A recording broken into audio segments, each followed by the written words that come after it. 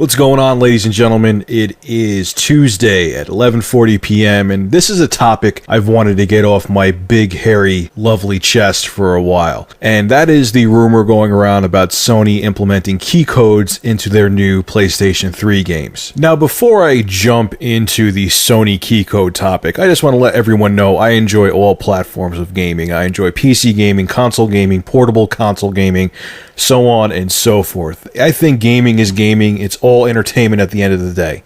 But I do have my beefs with PC gaming. A perfect example is I was going to run a Metro 2033 benchmark on my new video card, and of course Metro 2033 didn't like the new physics drivers, so I tried the old physics drivers and those didn't work either. Don't get me going on that, that's a whole different rant, but those are the things that piss me off about PC gaming. But the thing I will say about PC gaming is that because of things like Steam, it is going in the right direction. Let me tell you a quick story. So I moved from my old apartment in Poughkeepsie, New York, and I moved to a different place, and I had both Left 4 Dead 1 and 2. Now, because they were registered with Steam, that I had them in my Steam profile. I lost the discs. I actually bought the games from Target. And when I reinstalled Steam, when I reinstalled my operating system, when I moved, all I had to do was download Left 4 Dead 1 and 2 because the games were registered to my profile and Steam just automatically had them there ready to download. That's a beautiful thing about Steam. The other thing about Steam too is that it does silent updates like the consoles. If you have your, when I'm not home, I have my computer on and I'll be out and I'll come home and I'll see that, Left 4 Dead 2 was updated or Metro 2033 when it was working was updated, and other games too that I have like, Dead Rising 2 gets automatic updates. That's beautiful. I'll come home and the game will be ready to go with fresh updates and it'll stabilize itself. That's fantastic. Now, generally, still to this day, I prefer console gaming, not because the graphics are superior, because they're not, but because it's convenient. You come home from work or whatever you're doing, your girlfriend's sleeping, so on and so forth, whatever's going on in your life, you pop in a disc and you play a damn game on a console. Plus, the community's bigger,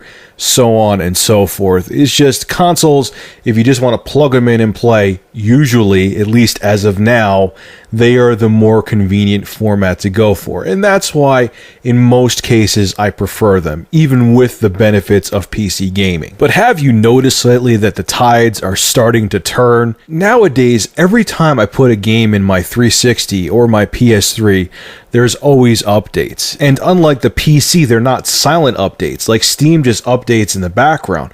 When you put a game in, you have to do the update right then and there, wait for it, have the system restart, so on and so forth, then you could play the game. And the PS3, it seems like a much more tedious task than it is on the 360. There's also OS updates for the 360 and PS3.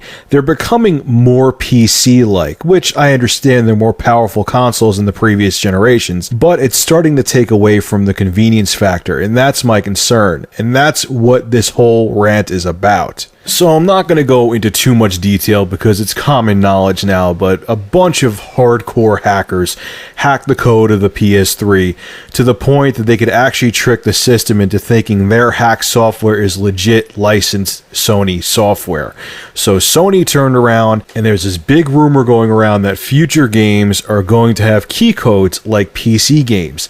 That to me is a pile of shit for a couple reasons. First off, Sony, they already cracked your system once. Do you think they're not going to find a workaround for you putting key codes with games? Secondly, if you implement key codes, you are taking away virtually all of the convenience of having a console.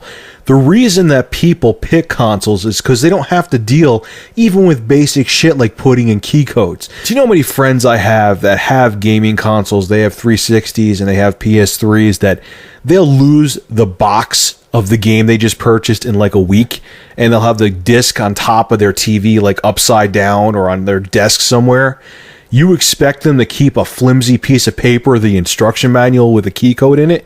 And what happens if their console dies? Then they're going to have to go through all the BS of trying to get the code renewed and so on and so forth. Now, I know they're going to have the ability to use the code like 5 times, but you're asking them to deal with PC issues. Pretty much, if you put key codes in, the only benefit to having a console is that the hardware is going to have a unified architecture, so you won't deal with compatibility issues like you can on a PC. That's it. Everything else, you're going to have to deal with the same headaches that you deal with on a PC. And on top of it, if it's a multi-plat, it's not an exclusive game, it's going to be inferior on the console. The graphics and the whole experience is going to be better on the PC. So you're asking for the same headache with a crappier experience? Wow.